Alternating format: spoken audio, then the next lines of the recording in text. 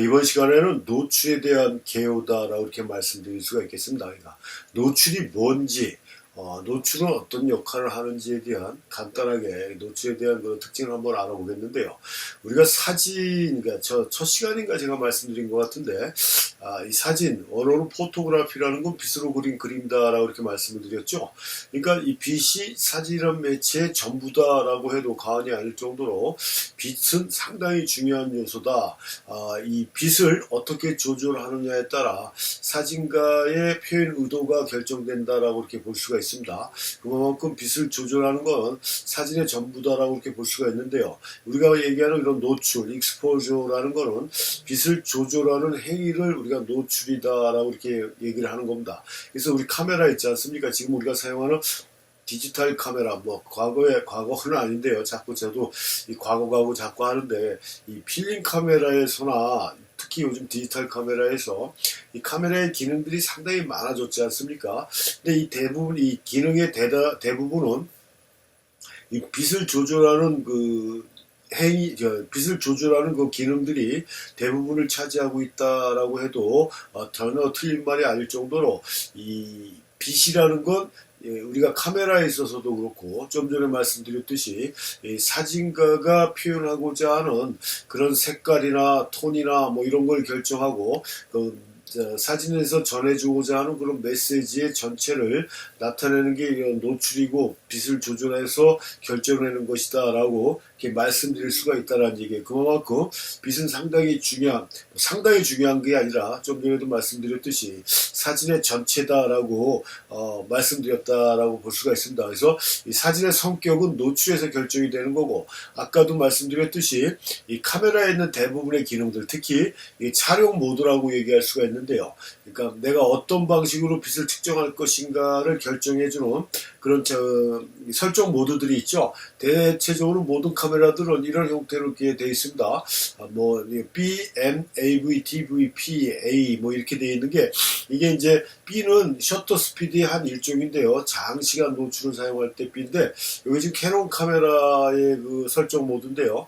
이 B 셔터를 캐논 애들은 밖으로 이렇게 빼놨어요. 그래갖고 좀 더 조작이 편리하게끔 이렇게 해놨는데, 하여튼 M은 수동이고 AV는 조리개 우선식, TV는 셔터 우선식. 그래서 아파처 밸류, 타임 밸류, 프로그램, 오토 이런 식으로 요게 다 카메라로 빛을, 그러니까 셔터 스피드나 조리개를 어떻게 조절해서 노출을 마칠 것인가라는 그런 설정 모드다라고 이렇게 보시면 돼요. 그 다음에 요즘 가운데 있는 거는 후지 카메라에서 나온 그런 방법인데, 이건 지금 셔터 스피드죠. 그 다음에 여기도 B가 있습니다. 그 다음에 T가 있어요.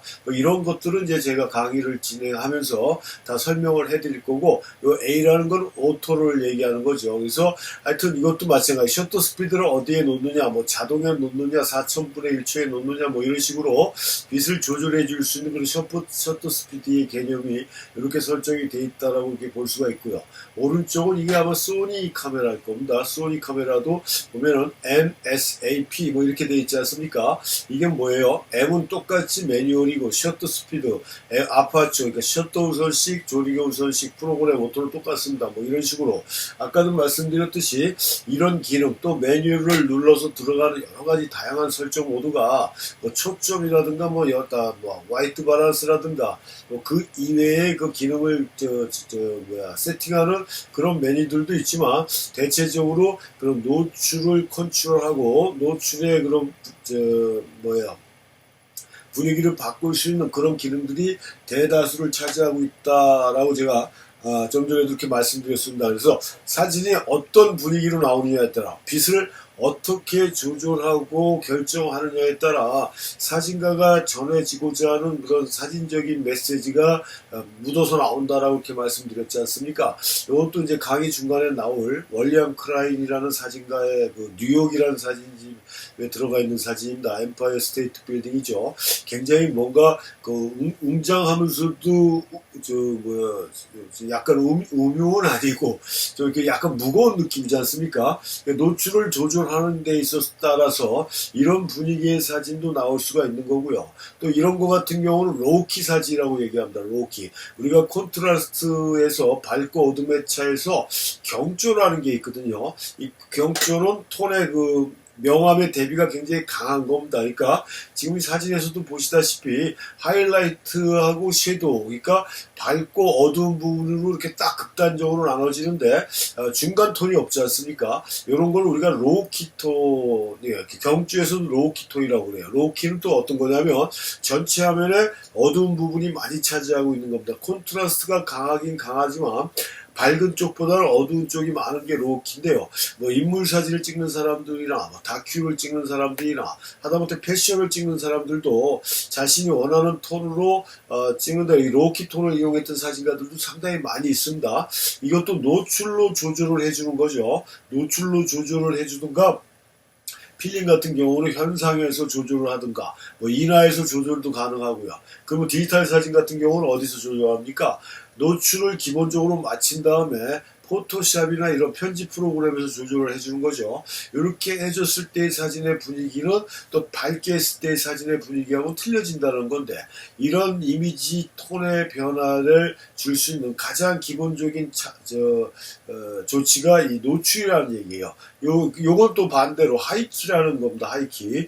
요 부분에 대해서도 나중에 뒤에 다시 한번 설명을 해드리는데요. 이거는 똑같이 콘트라스트가 강하지만 아까 앞에서 얘기했던 로우키하고 정반대로 화면 전체가 밝은 부분이 더 많이 차지하고 있는, 그래서 뭐 교과서 쪽으로 얘기하면 행복하고 평화롭고 밝고 하는, 그러니까 로우키하고 정반대인데 이걸 또 역으로 이용했던 사진가들도 꽤 됩니다. 이거는 본 수업 들어가서 다시 한번 설명해 드리기로 하고, 이런 식으로 노출은 사진에 그 톤이나 밝기 뭐 이런 거에 변화를 줄 수가 있어서, 이렇게 변화를 줌으로 해서 사진가가 전하고자 하는, 사진가가 남기고자 하는 그런 의미나 메시지를 보여주는 것이다. 그래서 그만큼 노출은 상당히 중요한 그런 요소고, 이 노출을 제대로 조정했을 때 우리가 원하는 이미지를 만들어낼 수가 있다라는 점입니다. 그래서 노출 조절은 세 가지가 요소가 있습니다. 이 세 가지 요소만 제대로만 이해한다라고 그러면요, 다른 기능은 전혀 몰라도 상관이 없을 정도로 이 카메라 구조 기능의 가장 중심적인 것들이다. 그래서 감도, 우리가 감강도라고 얘기합니다. 빛에 반응하는 속도라고 해서 ISO로 되어 있죠. 카메라에 보면은 뭐 과거 필름 카메라 같은 경우는 ASA로 되어 있는 경우가 많은데, 이 전자식 바디로 넘어오면서 이 국제표준협약에 맞는 ISO로 표시를 합니다. 그런 감도를 기준으로, 그러니까 감도라는 건 빛에 반응하는 속도를 얘기하는데, 감도를 설정을 해서 그 감도를 기준으로 해서 셔터하고 조리개를 조절해서 이미지 센서에 들어가는 빛을 조절해 주는 거거든요. 그러니까 이 세 가지를 이해하고 저 세 가지만 자유자재로 조절할 줄 안다라고 그러면은 노출에 대한 부담감은 거의 반감된다라고 할 정도로 노출 조절의 3요소는 감도, 셔터, 조리개다 라는 점입니다. 그래서 지금 뭐 이 강의를 처음 들어보시든가 아니면 사진을 지금 처음 배우려고 시작하신 분들 같은 경우는 뭐 셔터가 뭔지 조리개가 뭔지 감도가 뭔지 전혀 이해하지 못하는 말을 제가 막 술술 하고 있으니까 열받으실 수도 있는데, 이런 부분은 다음 시간부터 진행되는 이 수업에서 다 하나하나 짚고 넘어가면서 설명을 해드리니까 걱정할 필요가 없죠. 뭐 간단하게 말씀드리면 감도는 아까도 빛에 반응하는 속도라고 얘기를 했던 거고요. 셔터는 그 막이 있어갖고 열렸다 닫히는 그 시간, 그러니까 길게 열렸다 닫히든가 뭐 순간적으로 열렸다 닫히든가 해서 열렸다 닫히는 시간을 조절해서 빛의 양을 조절해 주는 게 이 셔터의 기능이고, 또 이 셔터는 또 어떤 기능을 갖고 있습니까? 아무리 빨리 움직이는 것도 스탑 모션으로 정지시켜 버리든가 아니면 움직이는 것처럼 블러 처리해버리는 이런 효과, 그러니까 간단하게 말씀드려서 피사체의 동감을 결정하는,데 가장 결정적인 역할을 해주는 게 셔터라는 거고요. 조리개는 구멍이 있습니다. 렌즈 경동 안에 이 얇은 철판으로 만든 구멍이 있어요. 그 구멍을 크게 하든가 작게 해서 이것도 마찬가지 빛을 조절해주는 기계장치인데 구멍을 크게 하면 당연히 빛이 많이 들어갈 것이고 구멍을 작게 하면 빛이 덜 들어가는데 이 빛을 조절하는 기능 이외에 우리가 피사계심도라고 그래갖고 초점 맞은 범위를 조절해 줍니다. 그러니까 구멍을 크게 하면 내가 초점 맞은 데만 정확하고 나머지는 흐려지는 일명 얘기하는 아웃포커스를 만들어낼 수 있는 거고요. 화면 전체를 선명하게 해주는 펜포커스는 구멍을 작게 해주면 된다. 조리개 구멍을 작게 해주면 된다 하는 식으로 이렇게 이 감도를 설정한 감도를 기준으로 이미지 센스에 들어가는 빛의 양하고 그 다음 내가 어떻게 표현할 것이냐에 따라 셔터하고 조리개를 세팅해서 빛의 양을 조절해주고 화면의 이미지를 만들어내는 이런 것들을 우리가 이 빛의 노출을 조절하는 세 가지 요소다라고 이렇게 말씀을 드렸고요. 그래서 사진의 시작과 끝은 노출이죠. 그러니까 빛입니다. 빛으로 시작해서 빛으로 끝나는 게 사진이다라고 보시면 전혀 틀린 말이 아닌데 디지털 사진에 와서 조금 바뀌었죠. 필름 사진 같은 경우는 촬영할 때 빛을 조절하고 현상 과정을 거쳐서 인화할 때 확대기라는 데다가 필름을 꽂고 확대기에 있는 전구로 빛을 쐬주면서 인화지에다가 인화를 하는 과정이라 빛으로 시작해서 빛으로 끝나는 게 맞습니다. 근데 디지털 사진 같은 경우는 촬영은 뭐 필름 사진하고 똑같지만 마무리는 컴퓨터에 집어넣어갖고 마무리를 하기 때문에 빛으로 마무리하는 건 아니죠. 그거에 약간 차이는 있는데 아무튼 그만큼 시작과 끝은 노출이고 노출이 사진의 모든 걸 결정한다 해도 과언이 아니다. 그래서 빛은 그만큼 중요하다. 그 중요한 빛을 조절해주는 행위를 우리는 노출이라고 그러고 이 부분에 대해서 이제 다음 시간부터 본격적으로 수업이 들어간다라고 말씀드리면서 이번 강의를 마치겠습니다.